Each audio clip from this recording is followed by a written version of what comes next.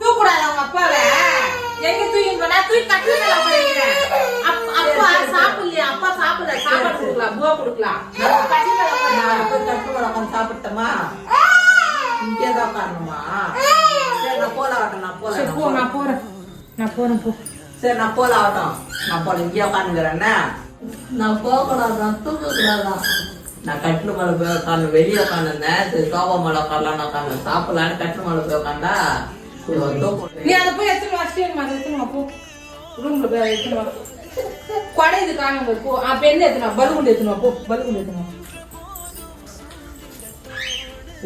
balloon